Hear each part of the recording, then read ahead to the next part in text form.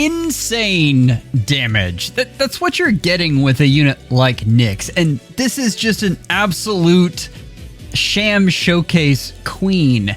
But that doesn't mean she's not good. And we have a lot of units like that in this refined batch. We're going to talk about all of them in detail and talk about builds and damage output and all of that great stuff.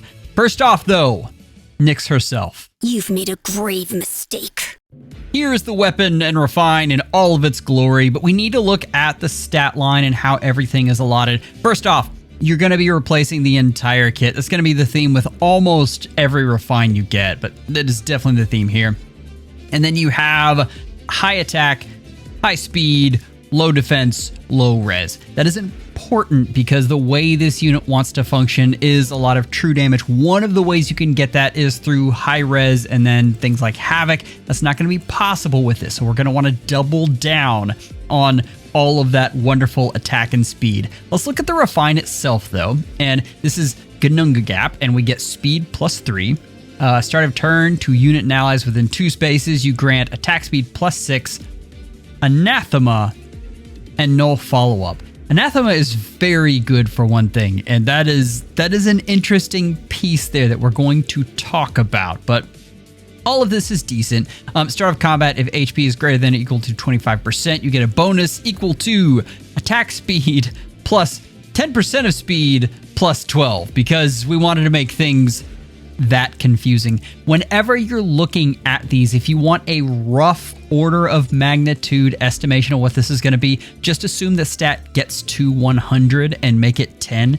It is, again, it's a rough estimate, but it can really help when you're looking at these very quickly. True damage equals 20% of speed, and after combat restores 10 HP. So then we have in combat, if unit initiates or if is attacked by tome or staff and HP is greater than or equal to 25%, you get a damage reduction of 40%. It's pierceable that we don't care about. You get reflex and you get miracle. This is really interesting, and that is incredibly powerful. There are a lot of different ways you can use this, but reflex is very, very good, and miracle is very, very good.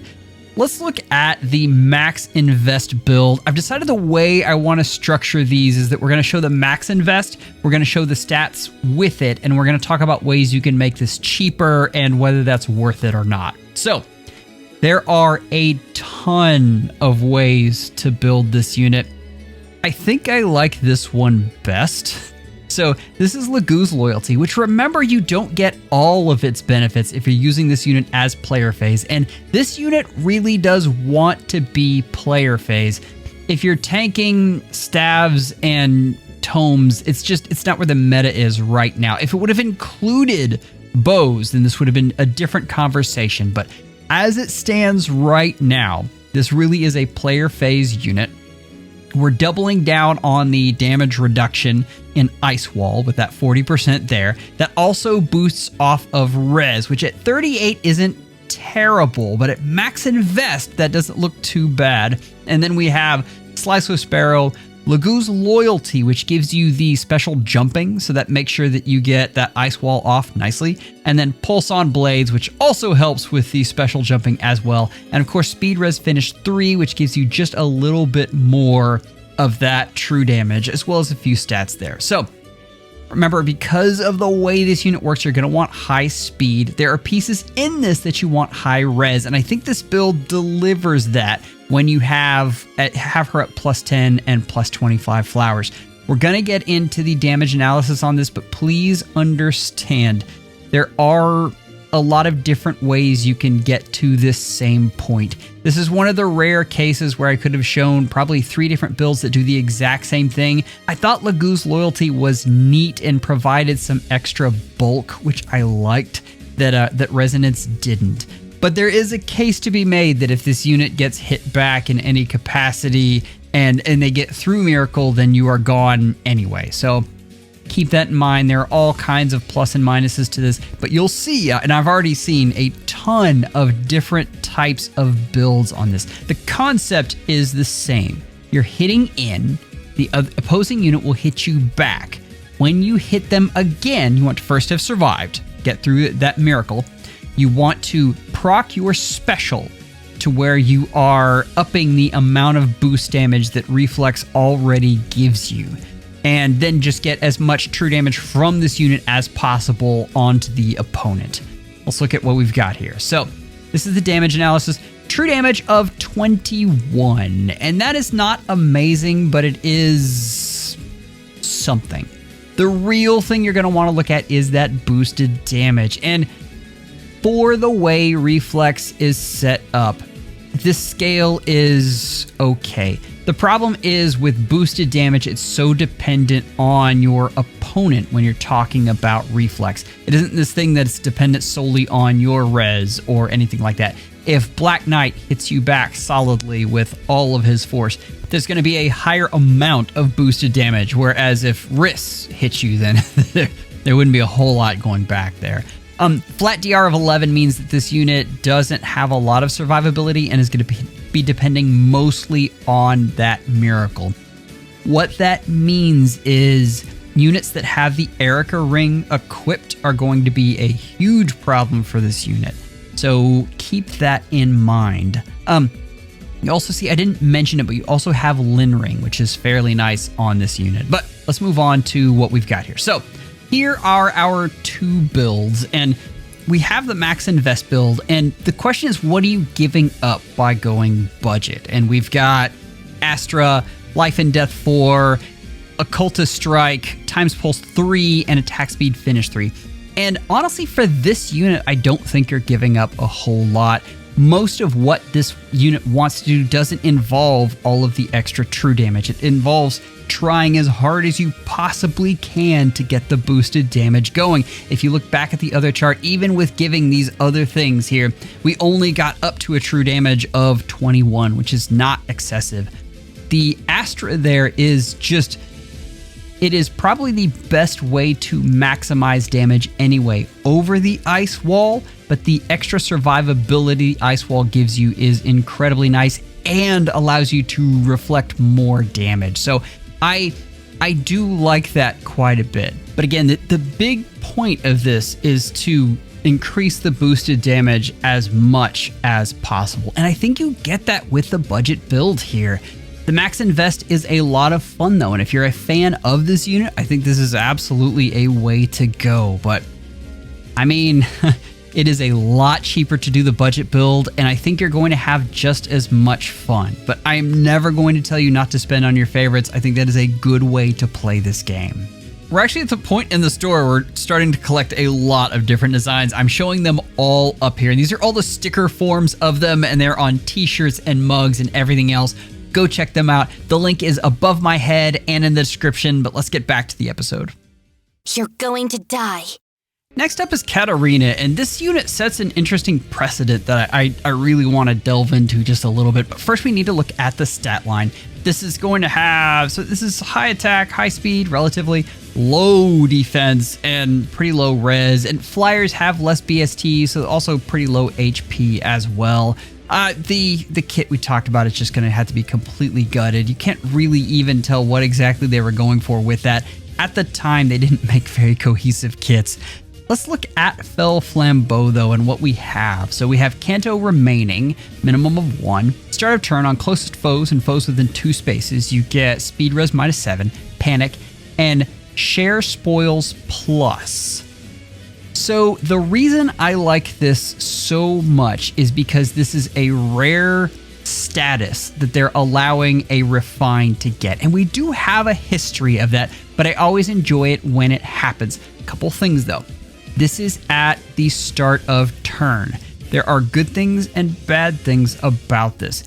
If you don't have cleansing around, this is very, very good because this is passively putting this onto the opposing team. And Shared Spoils, if you remember, throws a status on the opposing team that if they get attacked, then a unit can attack again. So that is that is incredibly powerful and is on the Lapises. So what we have here is a rare skill that can be put on passively without you acting. Excellent.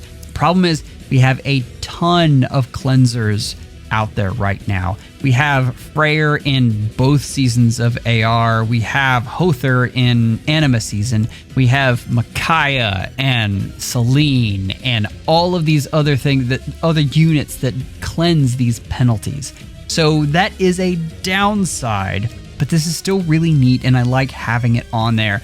Past that, we have Start of Combat an Omni +5, a flat DR of 7, and no follow-up. This is good. Start of Combat, if HP is greater than or equal to 25%, or you have one or fewer adjacent allies, you get a penalty equal to an Omni -5 on foe, and then you get penalty doubler, as well as true damage equal to 20% of this unit's speed. So this is solid. I'm going to say that when you look at this unit, though, you probably want to double down on support. I looked at the damage output, and I don't see it as big enough to really make a difference. Listen, the 20% of speed is nice, but this unit doesn't have screaming fast speed. What I have envisioned here is that you have this unit that's putting shared spoils on the opponent. You are swapping with your main initiator, so you're putting exposure on those units as well as some other debuffs and pushing that unit forward and allowing them to go in and attack someone and then get an extra action out of it. This is very, very handy, and there are different ways you can do this. I have Shadow Smite because after the swap, you can then smite them up and get them further down the line. This can help if you're trying to defeat traps or something like that. Very, very handy. So essentially, this is a Gale Force support build, and that includes Crux Echo. Now, obviously, Crux Echo is very, very premium, but the thing it's providing you is extra hits for any of your initiators that even if they don't have no follow-up, they can possibly defeat it just because they outspeed and then also have the Crux Echo. So that is my vision, and I think that is probably the peak of what you can do with this unit. I like this unit better as a support, a pure support, than as some kind of nuke. I think you're going to enjoy this better. If we're looking at max invest versus budget build here, budget build can just include the detect skill, and I went on and on about these in the last Forma guide, but I am a huge fan of the detect skills. For any sort of player phase teams, I think they are incredibly valuable. Exposure midterm is one of the best things you can have for your player phase team, and I don't think we're going to see a huge return to enemy phase anytime soon. There is definitely always that ability, but I think player phase is going to be the main form of initiating in Aether Raid's offense for the foreseeable future. We'll see what changes in the Braves. I could always be proven wrong in a matter of 2 weeks, so we will see very shortly if that holds. Back to this though. Guidance is always handy. Speed Defense Detect is incredibly powerful. I've got Miracle on there simply because it is extra survivability. And then of course your cleansing penalties with the Micaiah ring. This is a great way to go and can be a lot of fun. And I think this is a good way to support your player phase team along with that shared spoils, which gives you extra actions. Any punishment you see fit. Next, we have Morgan, and this is okay. Morgan benefits a whole lot from the fact that no follow-up isn't hugely popular right now, mainly because Hardy Fighter isn't in the meta anymore. I don't know if that is widely recognized, but that is a huge deal that no longer gives out no follow-up to just every tank that you see in the meta. But also because Cavs and Flyers, the melee versions, have so many fantastic toys right now. And we're going to see how they transform this unit, but the big thing I want you to pay attention to is the fact that the speed is down in the dumps. This isn't even worth salvaging type of speed here. So here we go. Let's look at just Acts of Despair. Kento 2, Slaying. Start of turn to unit and allies within 2 spaces. You grant attack, defense +6. Rally Spectrum, Hexblade. That's okay. Start of combat, if HP is greater than or equal to 25%, you get attack defense -6 on foe, a true damage of 25, that's conditional, and then, I hate these conditional effects. These are conditional effects based on total visible bonuses and penalties. There are, most of the time, there are going to be enough of these for you to get all of them, but foe cannot make a follow-up attack if that's 5 or greater, guaranteed follow-up attack if it's 10 or greater, and guard if it's 15 or greater. And then you get a debuff on the attack defense, and that is 10% of the defense plus 6. And then you get a damage reduction of 20% of the defense. That's flat DR, that is nice. So we've got some survivability, we've got some true damage. This is definitely something we can work with. For the max build, I have gone all out on this unit. This is a pretty standard build for any sort of melee flyer though. Haze Slice, Blue Skies 4, Potent Assault, Deadly Miasma, Attack Defense Clash 3, and then Sly Echo. This is very, very expensive. You'll see the results in just a second though. I do want to point out Blue Skies is not completely optimal, just because it does give extra speed. You'd rather for this unit have extra defense. But still, this is a fantastic build. It's just so expensive. Especially Potent Assault is just absolutely nuts and hard to get. Well, Blue Skies is probably actually worse because it takes 4 inheritance slots and has absolutely no pre-fodder to it whatsoever. Let's look at the damage analysis and why we did things the way we did though.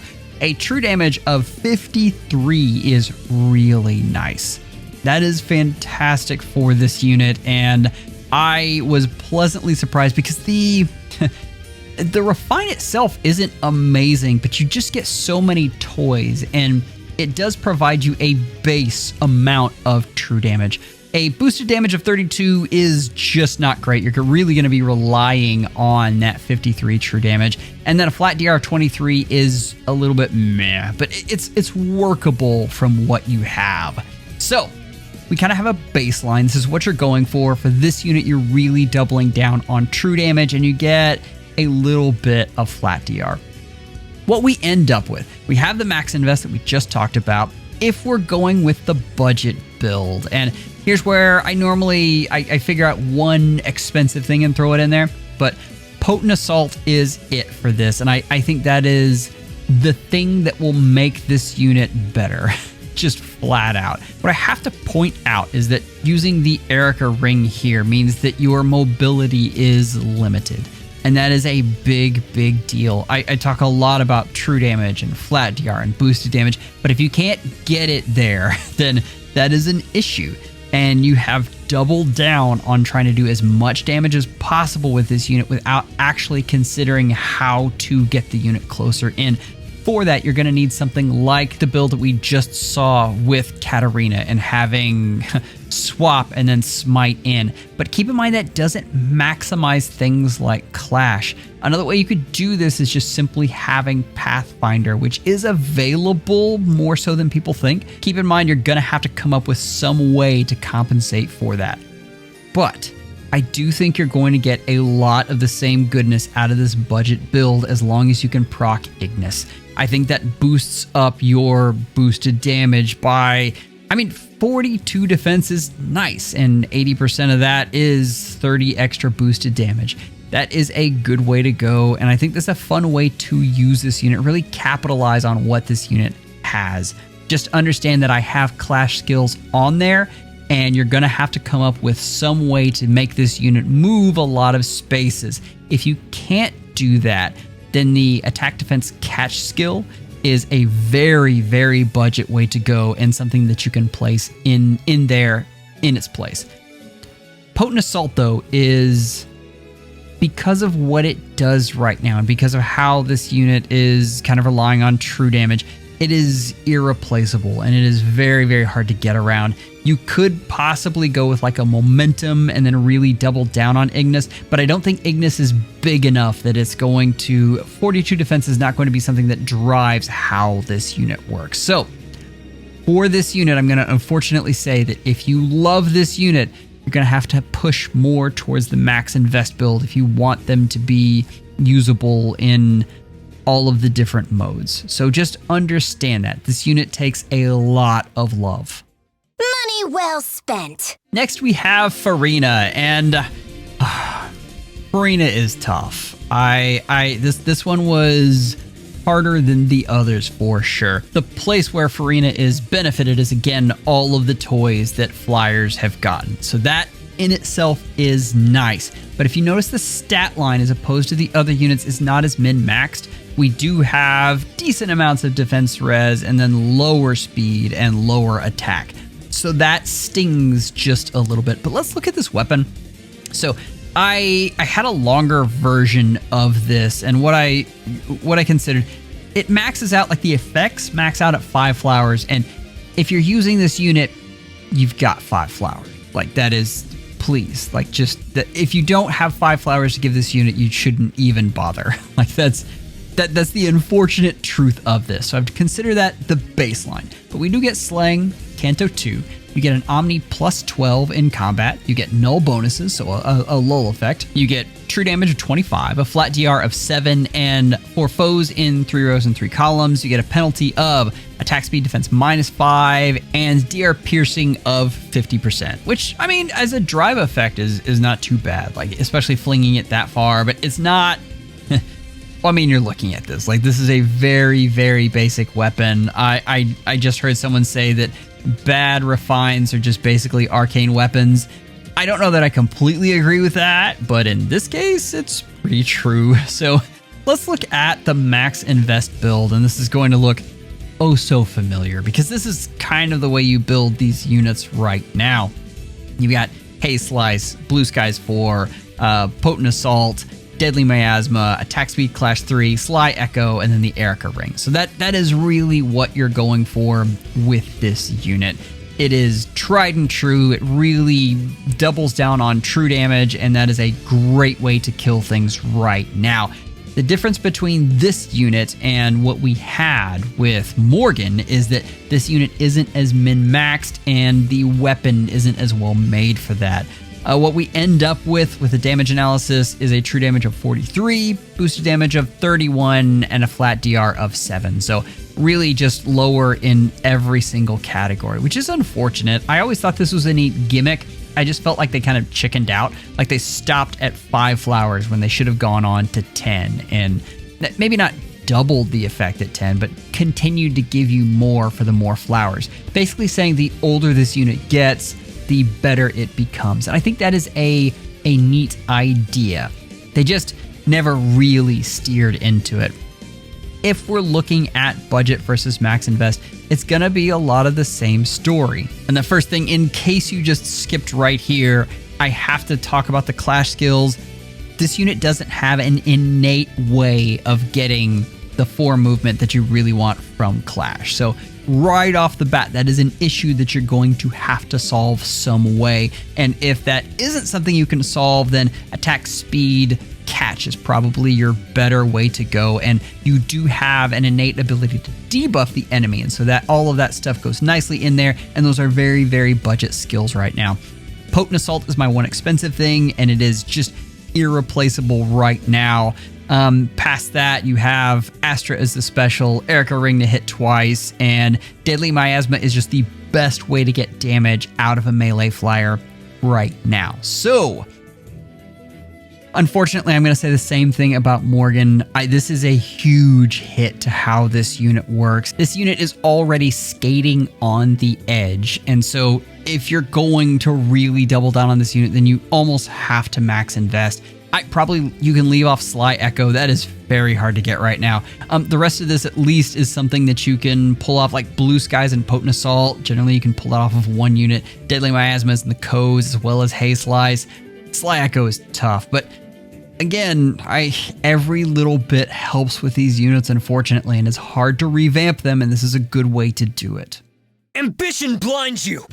Next, we have Sedgar, and Cavs have just always been hurt on the BST front. Like, they really, really nerfed the BST, and it's very visible right here with an attack of 50, a speed of 39 at base. That's not fantastic. Past that, you also have low defense, low res, and kind of mediocre HP. So let's talk about Howling Bow and what we have to work with on this Grail unit. We have, of course, effective versus flying, and that start of turn on closest foes and foes within 2 spaces, you have speed defense -7, discord, and null miracle. And that is meta as long as the other person is using Rhea. What I will say is I've started to see less of Rhea, which is kind of an interesting thing. I don't know that she's necessarily fallen off. There have been a few units that have gotten some interesting boosts there. I've seen everything from Black Knight at near save to... Anyway, there are a couple different pieces that I've seen there.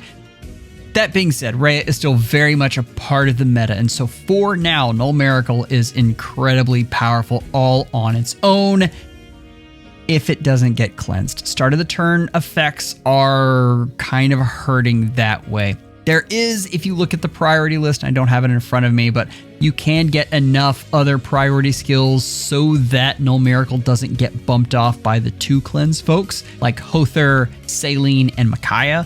But if Freyr's there, you're just completely out of luck.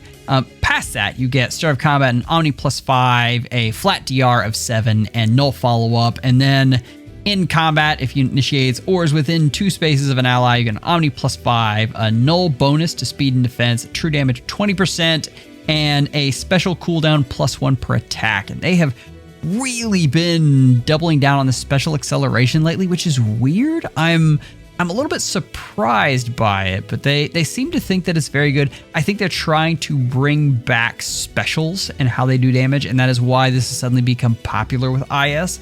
I don't know that it is... I think we have to get a few more good specials before that is truly back, though. Let's look at the max invest build, though. And the one nice thing about bow calves, because Leaf just came out, we have some really interesting pieces. The piece that we don't have is Curved Shot. Curved Shot is okay. It really is. You have the damage reduction that isn't pierceable, so you get a little more survivability. Units hit so hard right now, though, so I'm a little leery of calling that amazing. I would like something like Ice Wall, but that scales off of speed or something like that. So we'll see if we get that in the future. My guess is no. But I do expect for us to get more specials just because they have been giving us more of those lately. Anyway, past that. Slice with Sparrow is, that is the default for any nuke right now. Arc Fort Breath is interesting, and I think for this unit it's really nice. Again, that is on Leaf, and providing true damage from that is nice along with some other things. I think it works really well with this unit. And then you have Attack Speed Insight Hone, which is just simply the best way to get stats on bowcabs right now. Like that is excellent. Then we have Attack Speed Prime 3 and Sly Echo, because we're just trying to cram as much out of this unit as we possibly can. What this yields is a true damage of 43, which is okay. A boosted damage of 27, which is... it hurts a little bit, and a flat DR of 7. So this unit does okay true damage and very poor boosted damage and very poor flat DR. That kind of stings, and that is unfortunate for how expensive that build was. Like, that was a lot of orbs you would have to spend to get all of that on this unit. So essentially what I've done is gone back to just regular old burn damage. And I think for what this, you just saw, like there was a ton of orbs, and that was the best I could possibly do, and it was okay. That's unfortunate. What I would have loved is this unit actually came with an AoE. I would have loved for them to have doubled down on that and made that true damage based in AoE as well. There's no way on this unit that it would have broken anything. And it would have allowed, this build with basically an AoE special, I think would have been really nice. Possibly done life and death instead. But instead, we've got not much to work with and a very neat no miracle effect, but someone that has trouble doing damage. If you are building up this unit, I honestly would suggest the budget build over the max invest. If I spend that much on a unit, I want to get more out of it than the stats that you just saw, just flat out. There is a possibility that you build this as a support build, but I just have trouble seeing that. Like, I think that really the way to go is more that budget build there. I don't know that Null Miracle is enough that I am just going out of my way. It was suggested to me by Oblivion, actually, that you can use this unit as a support in just Arena Assault. And the Null Miracle there can be very valuable for specific teams. And I actually agree with that. I think that is a niche that this unit could definitely fill. So if that is a problem you're having in Arena Assault, then this is definitely a solution that you can possibly use there. Past that, the Flared Sparrow, Assassin Strike, Insight Attack Speed. This is fairly cheap, and most of this you can find in the codes, and I think this is a good way to upgrade this unit. So next month for the refines, you guys know what they are. Like I have predicted by Albert up here, and Albert does a lot of work on this stuff, but when you're doing predictions for refines, this is like your easy month, right? So yeah, Brave Corrin, Brave Golvig, Brave Soren, and Brave Robin, and then Bertram.